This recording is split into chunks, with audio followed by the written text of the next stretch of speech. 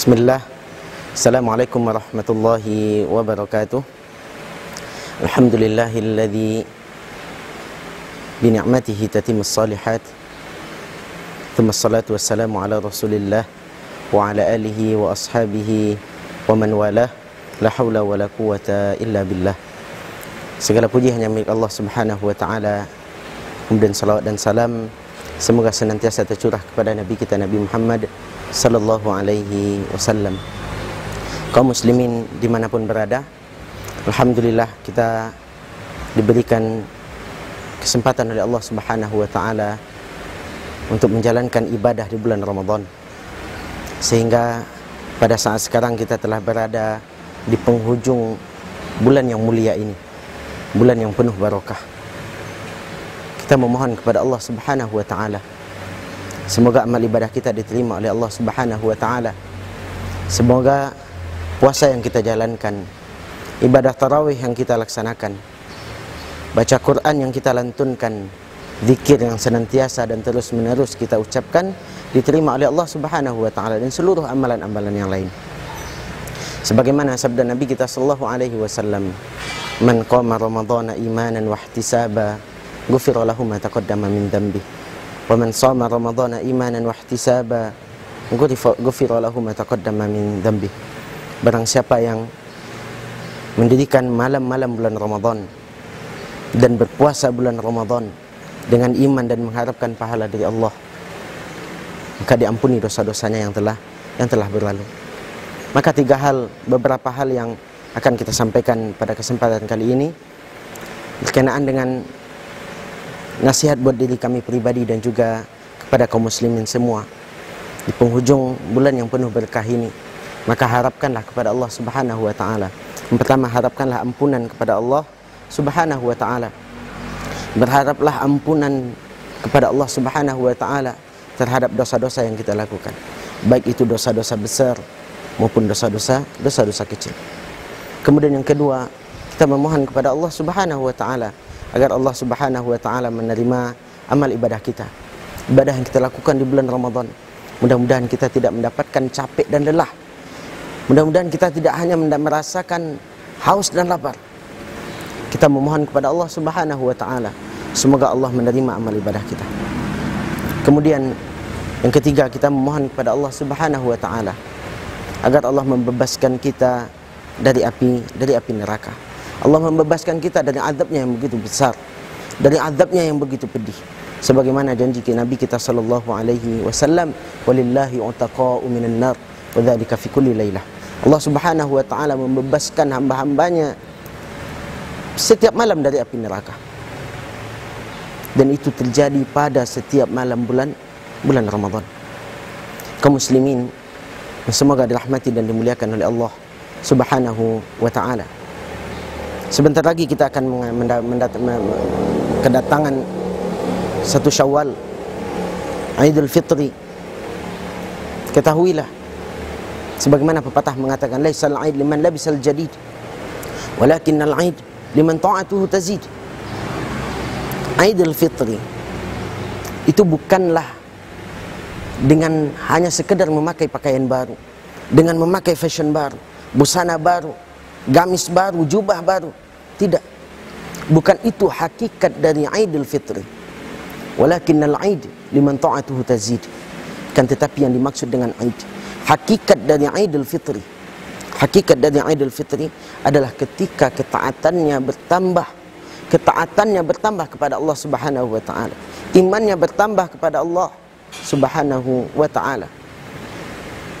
Ketika Ramadan kita dididik agar menjadi hamba-hamba Allah yang bertakwa, sebagaimana dalam firman Allah subhanahu wa ta'ala, la'allakum tattaqun, agar kalian menjadi orang-orang yang bertakwa. Maka ketakwaan itu akan bisa diperoleh setelah datangnya Ramadan, bukan hanya sekedar di bulan Ramadan, Maka kami ingin mengingatkan kepada diri kami pribadi dan juga kepada kaum muslimin semua dimanapun berada, ingat, bulan Ramadan berlalu, bulan Ramadan meninggalkan kita, kan tetapi kita tidak boleh meninggalkan amal ibadah yang sering kita lakukan dan yang bisa kita lakukan di luar selain bulan Ramadan. Kami mengingatkan beberapa hal. Yang pertama, berkenaan dengan ibadah kita, hendaknya kita tetap istiqomah di dalam ketaatan kepada Allah Subhanahu wa taala. Kita tetap istiqomah menjalankan ketaatan kepada Allah Subhanahu wa taala. Ibadah yang sering kita lakukan di bulan Ramadan dan yang bisa kita lakukan di luar Ramadan, maka hendaknya kita melakukan. Puasa yang kita lakukan di bulan Ramadan, di luar Ramadan masih ada. Jangan sampai kita hanya beribadah hanya di bulan Ramadan. Jangan sampai kita dekat dengan Allah hanya di bulan Ramadan. Jangan sampai kita membaca Quran hanya di bulan Ramadan. Jangan sampai kita melaksanakan ibadah-ibadah tahajud, mendirikan qiyamul lail hanya di bulan Ramadan. Ingatlah firman Allah Subhanahu wa taala. Allah Subhanahu wa taala berfirman di dalam surah Al-Hajj. Surah Al-Hajj ayat yang ke-11. Kata Allah Subhanahu wa taala, "Wa minan nasi may ya'budullaha 'ala harf." Dan di antara manusia ada yang beribadah kepada Allah, ada yang menyembah Allah hanya dalam satu sisi. Hanya dalam satu sisi. Kadang ada orang beribadah itu ketika dia kaya, dia beribadah, rajin beribadah kepada Allah. Adapun ketika miskin, dia tidak lagi mengenal Allah. Ada pula sebaliknya.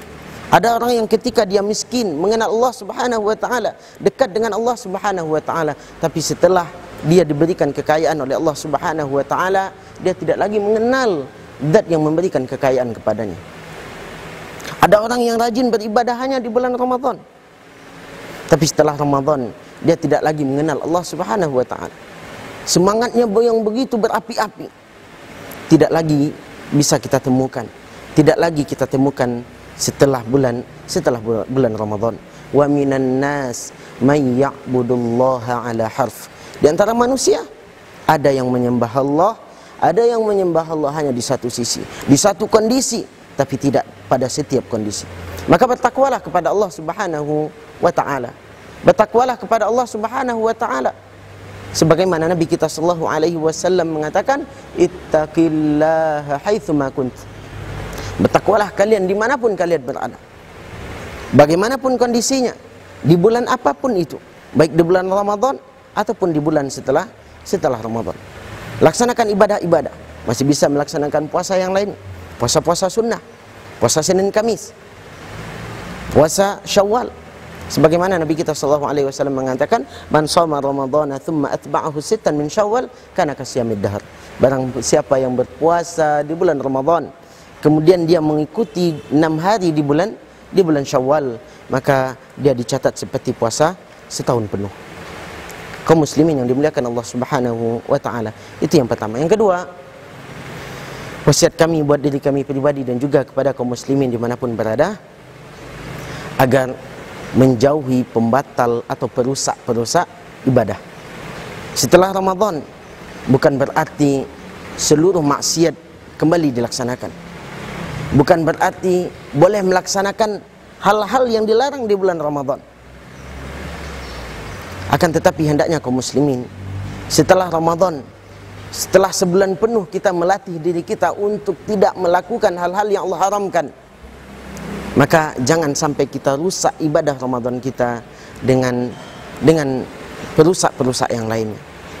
Jangan sampai kita hilangkan, kita batalkan ibadah kita, kita hancurkan ibadah kita karena perbuatan-perbuatan yang selama Ramadan kita tidak lakukan, tapi setelah Ramadan dengan senang hati kita melakukan. Waliyadzubillah. Ingat, amal ibadah kita bisa berguguran. Sedekah yang telah kita berikan jangan sampai kita hancurkan. Sebagaimana Allah Subhanahu wa taala mengatakan, ya ayyuhalladzina amanu la tubtilu shadaqatikum bil manni wal adha. Wahai orang-orang yang beriman, wahai orang-orang yang beriman, jangan kalian rusak amal ibadah kalian, sedekah kalian dengan menyebutnya dan menyakiti sang penerima. Jangan. Dan di dalam hadis lain bahkan Nabi sallallahu alaihi wasallam mengatakan, Nabi kita sallallahu alaihi wasallam mengatakan adanya orang-orang yang bangkrut kelak di hadapan Allah Subhanahu wa taala. Adanya orang-orang yang bangkrut kelak pada hari kiamat. Sebagaimana hadis yang sering kita dengar berkenaan dengan orang-orang yang bangkrut.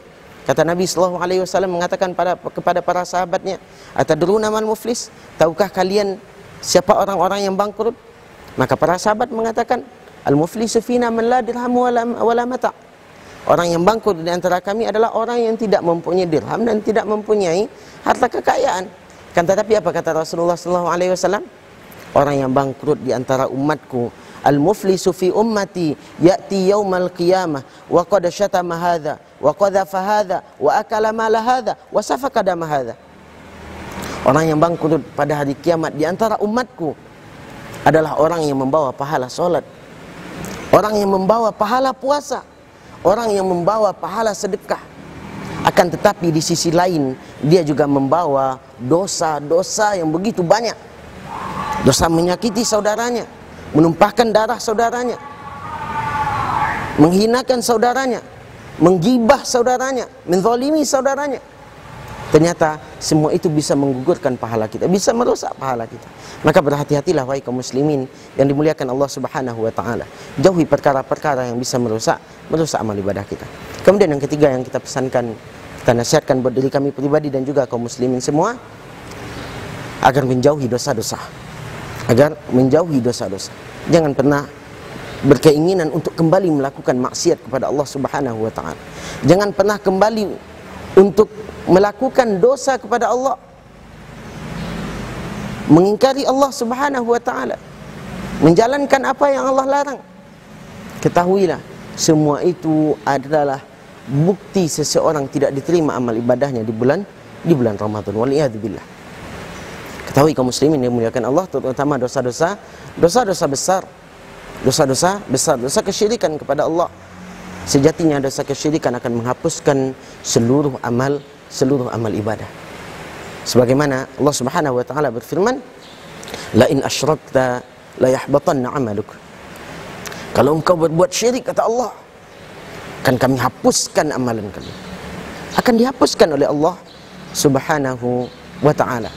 Kita memohon dan berdoa kepada Allah, semoga Allah terima amal ibadah kita. Kita memohon dan berdoa kepada Allah Subhanahu wa taala, semoga Allah ampuni dosa-dosa kita yang telah berlalu. Dan kita memohon dan berdoa kepada Allah Subhanahu wa taala, semoga Allah berkahi hidup kita, Allah panjangkan umur kita dalam ketaatan kepadanya, sehingga kita bisa bertemu dengan Ramadan yang akan datang.